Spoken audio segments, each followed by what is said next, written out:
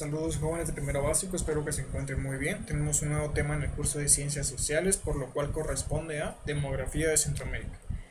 La semana pasada pudimos hablar un poquito sobre qué es demografía en general, qué es lo que estudia, ¿verdad? Hablamos sobre que estudia los volúmenes, el crecimiento de una población y también sobre lo que la población necesita para poder sobrevivir. En este caso vamos a hablar sobre la demografía de Centroamérica. También ya hablamos un poquito sobre Centroamérica, sus características, los países que lo conforman, por lo cual pues vamos a juntar estos dos temas y vamos a hablar sobre la demografía de Centroamérica.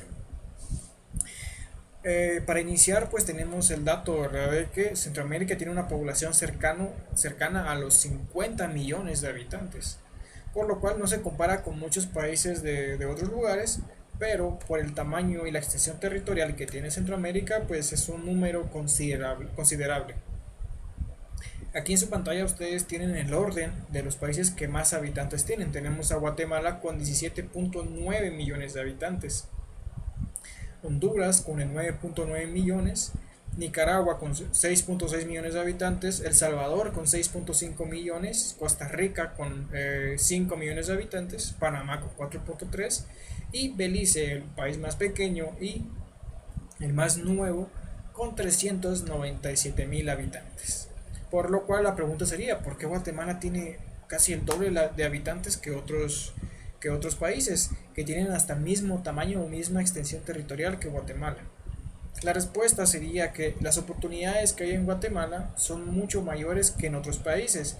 No va a depender tanto del tamaño del país en extensión territorial, sino de las oportunidades que en este haya. También otro factor influyente e importante en Guatemala para que la cantidad de habitantes sea mayor es la cantidad de inmigración que existe de parte de otros países centroamericanos y hasta sudamericanos en el territorio guatemalteco. Este por ser el límite centroamericano con México, con Norteamérica, por lo cual mucha gente necesita migrar. Cuando no lo logra, pues se quedan en Guatemala, se quedan trabajando, se quedan viviendo, aquí hacen su vida, por lo cual sube considerablemente ese nivel de habitantes. Hay un aumento considerable de habitantes en Guatemala. Lo contrario que ocurre con Belice. Belice es un país nuevo, es un país pequeño, es un país que tiene alrededor de 35 años de existir como país independiente, por lo cual la cantidad ni siquiera supera la cantidad que tiene Quetzaltenango en habitantes, pero aún así es considerado un país y forma parte de Centroamérica. Vamos a pasar también a hablar un poquito sobre dónde es que hay más densidad de habitantes y dónde no. La mayoría de habitantes también de Guatemala, Costa Rica y Honduras viven en zonas de clima templado. Eso se debe por su ubicación y la altura de sus ciudades. Ustedes pueden bajar a un lugar de la costa sur y obviamente cuando ustedes viajan pues siempre van en bajada, ¿verdad? Mientras que en lugares como Ciudad de Guatemala, Chimaltenango, Quiché, Totonicapán, San Marcos, pues están en una cierta altura, por lo cual permite que el clima sea templado y sea un poquito más beneficioso y sea más eh, cómodo para las personas. Entonces, esto da lugar a que en Guatemala, Costa Rica y Honduras, pues las zonas sean de clima templado. Y en la mayoría de población de El Salvador, Belice, Nicaragua y Panamá viven zonas de clima cálido.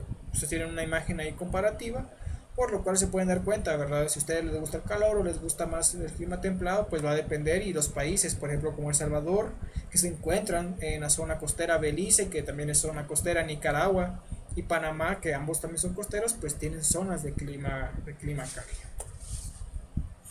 También vamos a hablar sobre las densidades humanas dentro de esos países. Si hablamos de densidades, hablamos de cantidad, por lo cual la mayoría de densidades o de personas que se encuentren, de, la mayoría de personas se encuentran en los departamentos que albergan aglomeraciones urbanas. Por ejemplo, si hablamos de Centroamérica, en la ciudad de Guatemala, que es la capital de Guatemala, en Belmopan, que es la capital de Belice, San Salvador, que es la capital de El Salvador, Tegucigalpa, que es la capital de Honduras, Managua, que es la capital de Nicaragua, San José, que es la capital de Costa Rica, y la ciudad de Panamá, que es la capital de Ciudad de Panamá.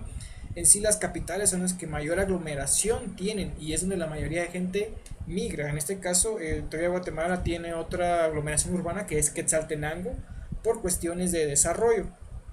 Entonces, la mayoría de personas buscan estas áreas para poder satisfacer sus necesidades, tanto básicas como necesidades que tengan, por ejemplo, de algún gusto, de alguna oportunidad que tengan, ¿verdad? Dado caso contrario que se da con donde hay menores densidades de población, es donde hay climas muy cálidos o donde se encuentran selvas tropicales. Hay una gran diferencia si ustedes están en la ciudad capital de aquí de Guatemala. Van a ver edificios por todos lados, carreteras, autopistas, casas, departamentos, vehículos, centros comerciales, en fin, es una ciudad urbana. Y es un clima templado, es un clima que se siente pues bien. Mientras que si ustedes van a, por ejemplo, al departamento de Petén, donde el clima es muy cálido, donde la selva es lo mayor o es mayor territorio que hay, pues la gente, ustedes no van a ver centros comerciales, no van a ver edificios, no van a ver aglomeraciones urbanas, porque la gente prefiere vivir en lugares donde hay más oportunidad y no tanto donde el clima es cálido o donde hay selvas tropicales y no hay tanta oportunidad. Hablábamos en la semana pasada sobre la diferencia entre el área rural y el área urbana.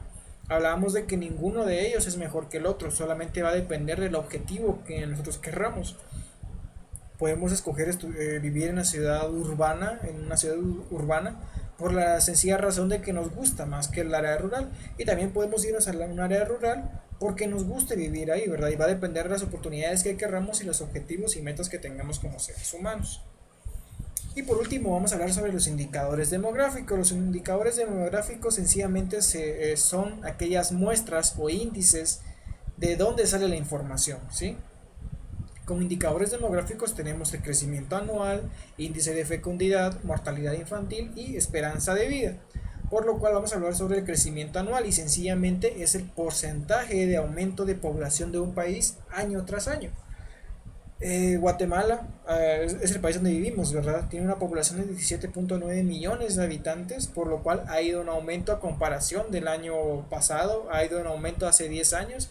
Y por ejemplo, en el 2000, del 2000 a 2010, pues la población era de 14 millones de habitantes, por lo cual aumentó casi 4 millones de habitantes más.